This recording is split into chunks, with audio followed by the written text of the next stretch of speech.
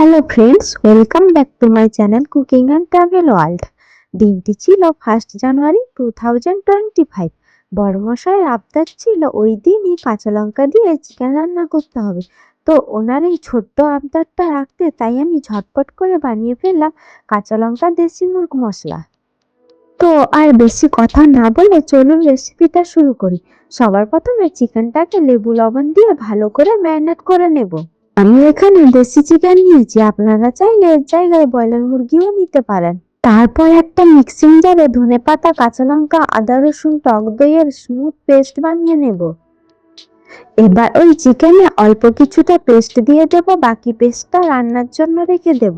কাঁচা লঙ্কা ধনেপাতার পেস্টটা দিয়ে চিকেনটাকে ম্যারিনেট করে নেব। কড়াইতে দিয়ে দিচ্ছি 1 কাপ মতো অলিভ অয়েল। তেলটা ভালো মতো গরম হয়ে গেলে ফোড়নের জন্য দিয়ে দেব গোটা গরম মশলা, রসুন, আদা কুচি দিয়ে একটু নাড়িয়ে পেঁয়াজ কুচি দিয়ে দেব।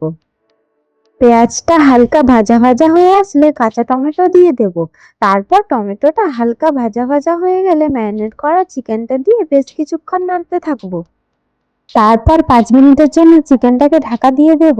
5 মিনিট পর ঢাকনা খুলে দেখে নেব। এই দেখুন বন্ধুরা, চিকেন থেকে কতটা জল বেরিয়েছে। এই জলটাকে শুকনো করার জন্য গ্যাসের ফ্লেমটাকে মিডিয়াম টু হাইতে রাখতে হবে। চিকেনের জলটা শুকনো হয়ে আসলে এই সময় বাকি পেস্টটা দিয়ে চিকেনটাকে ভালো করে কষাতে থাকবো যতক্ষণ না মশলা থেকে তেল ছেড়ে দিচ্ছে। চিকেনটা কষানো হয়ে গেছে, এবার গ্রেভির জন্য মিক্সিং জার ধোয়া সামান্য জল দিয়ে দেব। এরপর চিকেনের টেস্টটাকে ব্যালেন্স করার জন্য অল্প পরিমাণ চিনি দিয়ে দেব।